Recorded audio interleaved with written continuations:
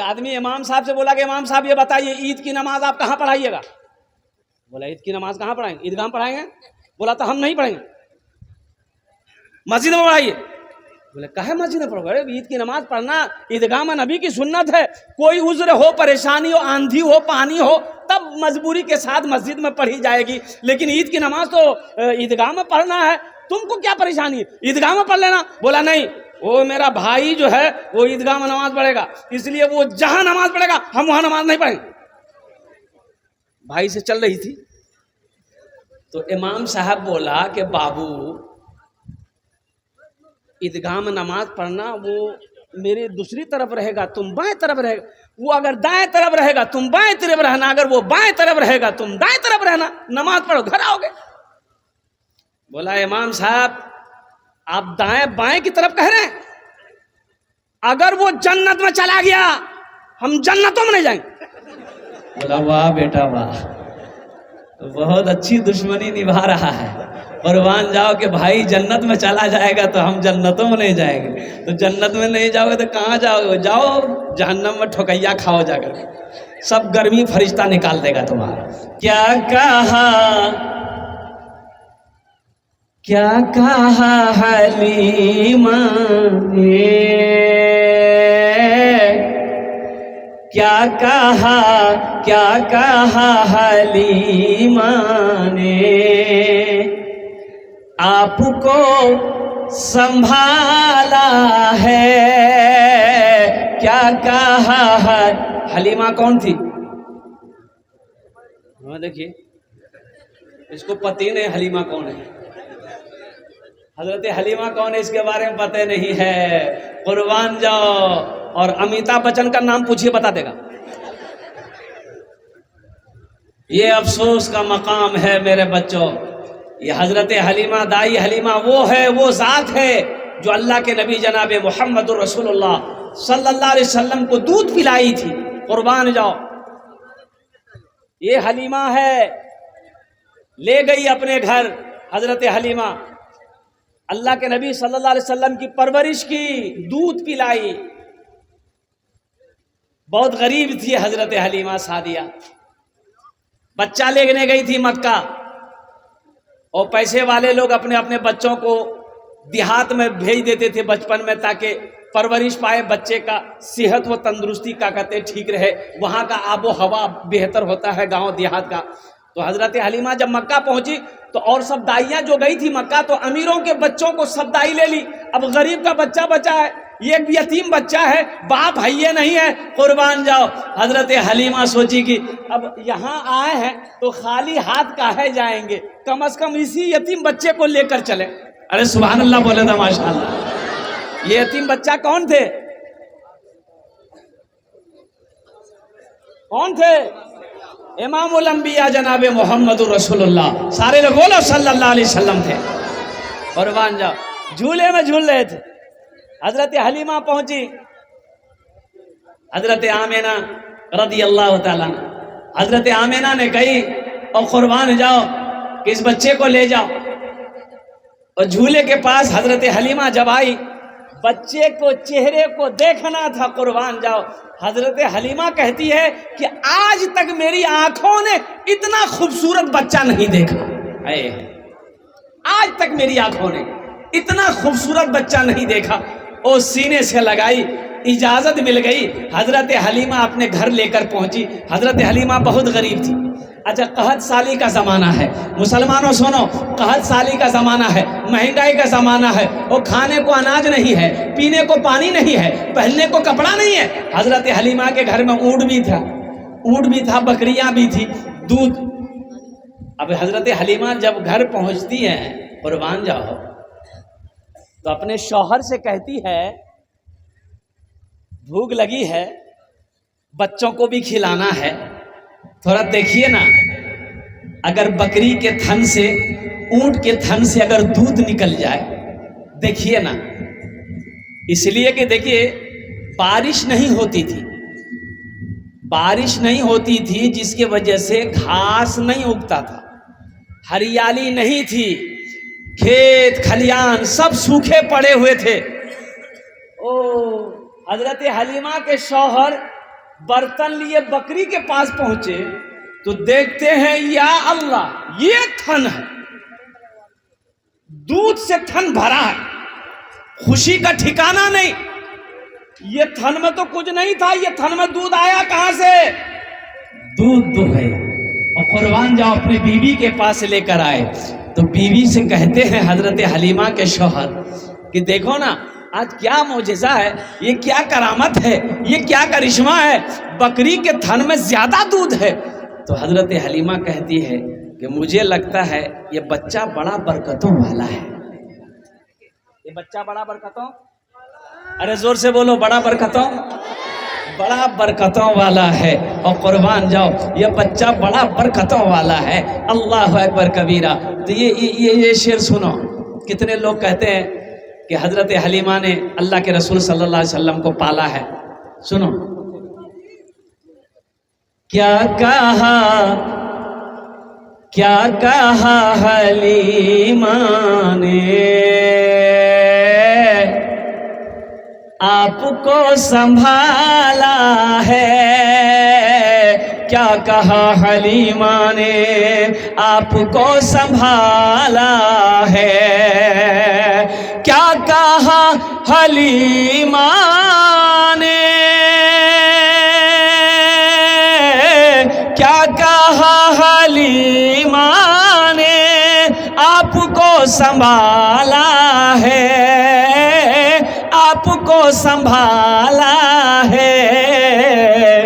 پوچھ خود حلیمہ سے، پوچھ خود حلیمہ سے کس نے کس کو پالا ہے. پوچھ خود حلیمہ سے کس نے کس کو پالا ہے. پوچھ خود حلیمہ سے کس نے کس کو پالا ہے. بہت اچھے انداز میں جو بچے جہاں کھڑے ہیں، بیٹا میں مؤدبانہ گزارش کروں گا وہیں پر کھڑے رہیے گا، کوئی دقت نہیں ہے، آپ وہیں کھڑے رہیے، وہیں کھڑے رہیے گا. آپ افراتفری کا عالم مت مچائیے گا، یہ دینی اجلاس ہے. اے بیٹا بیٹھ جا. اب کہے کھڑا ہو رہا ہے بھائی، بہت بے چین ہے.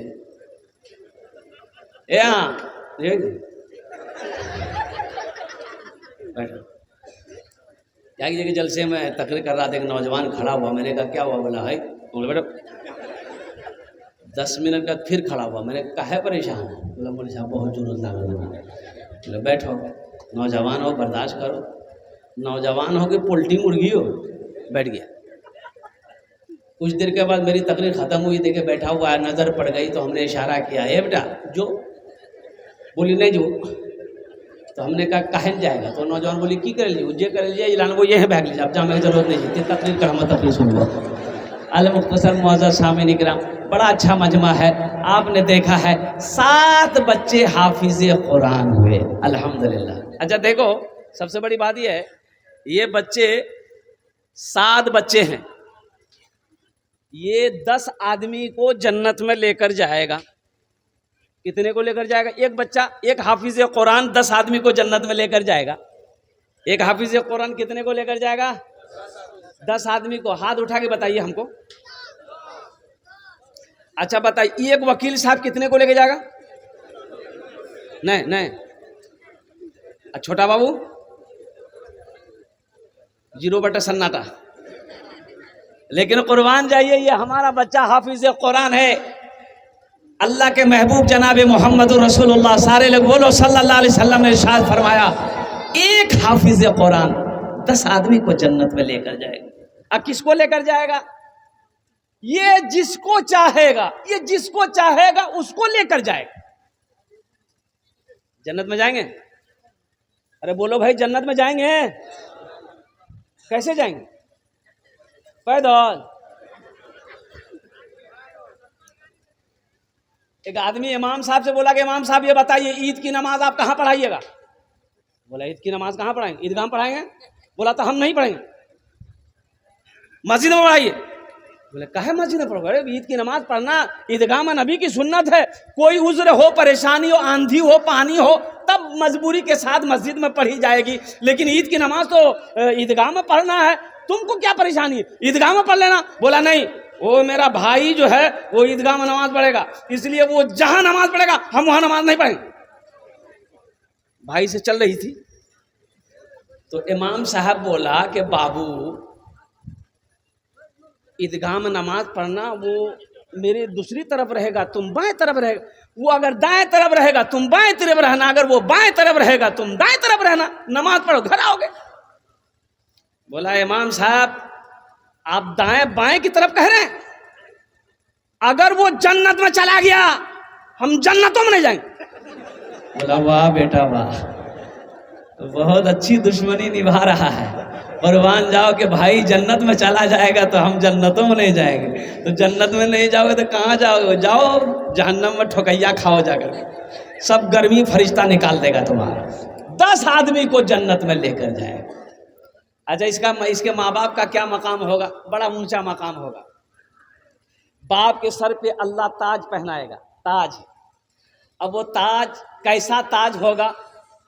تو اللہ کے حبیب صلی اللہ علیہ وسلم نے ارشاد فرمایا، حضرت معاذ بن جبل رضی اللہ تعالیٰ عنہ بہت بڑے جلیل القدر صحابی ہیں، یہ راوی روایت فرماتے ہیں کہ اللہ کے رسول نے ارشاد فرمایا، اے معاذ جانتے ہو اس تاج میں کتنی روشنی ہوگی جو حافظ قرآن کے باپ کے سر پر اور ماں کے سر پر پہنایا جائے گا؟ کتنی روشنی ہوگی؟ کہا کہ یا رسول اللہ صلی اللہ علیہ وسلم میری ماں اور میرے باپ آپ پر قربان، یہ تو آپ بتا سکتے ہیں، اللہ جانتا ہے. تو اللہ کے محبوب نے ارشاد فرمایا، اے معاذ جو حافظ قرآن کے ماں باپ کے سر پہ جو تاج پہنایا جائے گا اس تاج میں اتنی روشنی ہوگی کہ سورج کی روشنی پھیکی پڑ جائے. سورج کی روشنی. تو اہل محشریوں پوچھیں گے اللہ کے فرشتے سے، یہ کون ہے؟ یہ کون ہے جن کے سر پہ تاج پہنایا گیا؟ یہ کون ہے؟ کوئی انبیاء ہیں. اللہ کے فرشتے کہیں گے نہیں نہیں یہ کوئی انبیاء نہیں ہے. تو پھر وہ لوگ پوچھیں گے یہ کوئی شہداء ہیں؟ کہا کہ شہداء بھی نہیں ہے. تو پھر لوگ پوچھیں گے یہ کوئی صالحین کی جماعت میں سے ہے؟ کہا کہ نہیں صالحین کی جماعت میں سے بھی نہیں ہے. صدیقین ہے؟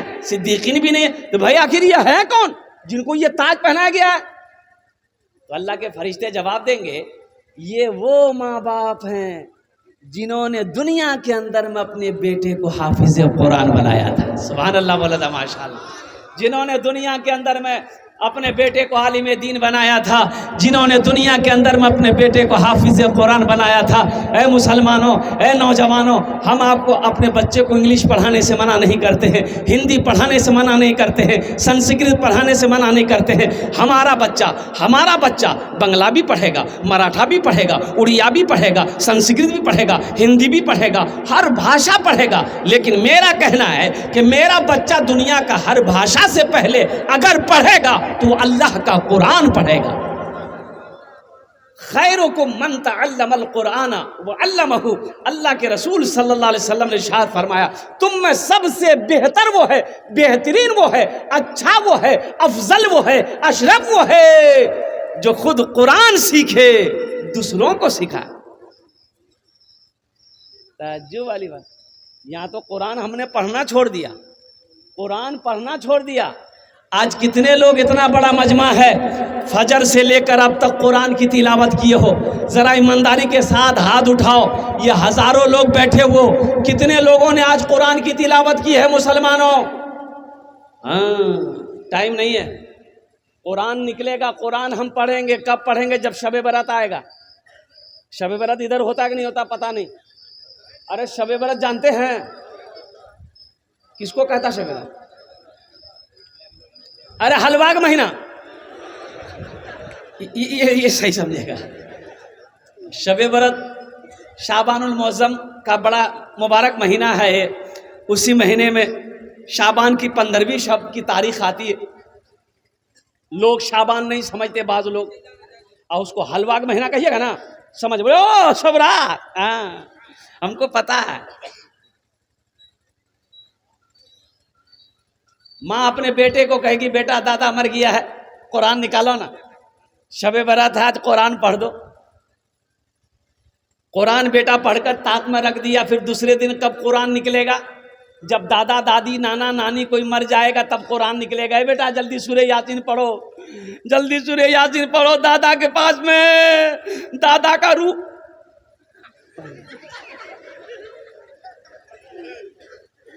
وہاں سورہ یاسین پڑھی گئی. اچھا قرآن کب پڑھا جائے گا, کب نکلے گا؟ سنو, ہاں ایک موقع پر اور بھی قرآن نکلے گا. کب نکلے گا؟ جب کسی سے جھگڑا ہوگا, جب کسی سے لڑائی ہوگی.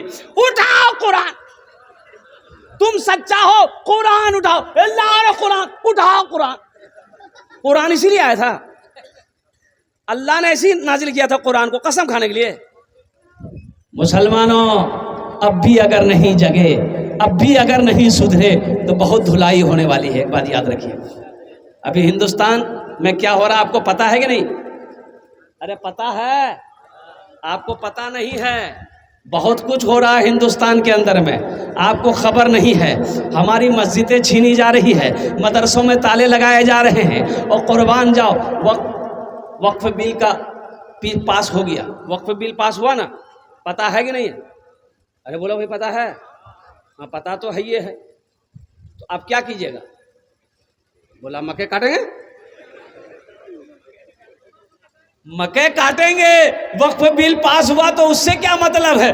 جانے مولوی, ہم کو کیا مطلب ہے؟ یہ مولویوں کا مسئلہ ہے, یہ علماء کا مسئلہ ہے, یہ تنظیم کا مسئلہ ہے, ہم کو کیا لینا دینا ہے؟ لیکن مسلمانوں قربان جاؤ, مولانا ابو الحسن علی رحمت اللہ علیہ قربان جاؤ, کئی برس پہلے ایک جملہ آپ نے کہا تھا, مسلمانوں ہوش میں آ جاؤ, اگر اب بھی نہیں جگے تو وہ دن دور نہیں جو تمہیں سجدہ کرنے کی جگہ نہیں ملے گی.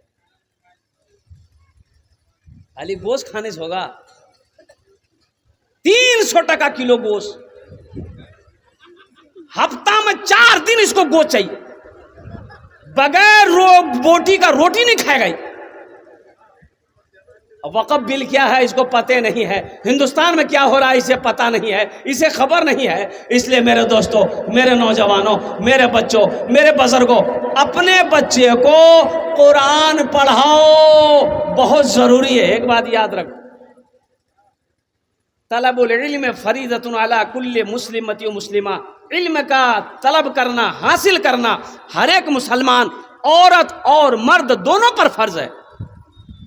جیسے نماز و 5 وقتہ نماز پڑھنا فرض ہے, رمضان کا مہینہ کا روزہ رکھنا فرض ہے, اور اسی طریقے سے اللہ نے جس کو دولت دی ہے, جو صاحب نصاب ہے, خانہ کعبہ کا حج کرنا فرض ہے, اسی طریقے سے تعلیم کا حاصل کرنا فرض ہے. کتنے لوگ اپنے بچوں کو قرآن پڑھائیں گے؟ ہاتھ اٹھائیں انشاءاللہ. الحمدللہ. بچوں کو اپنے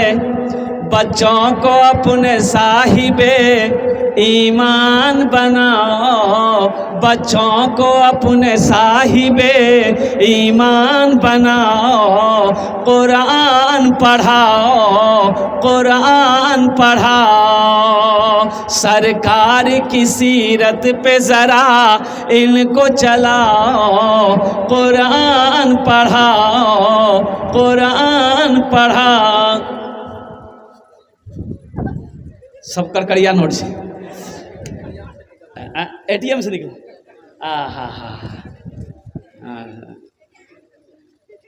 راکھے کا من چھا لیکن مناسب نہیں ہے.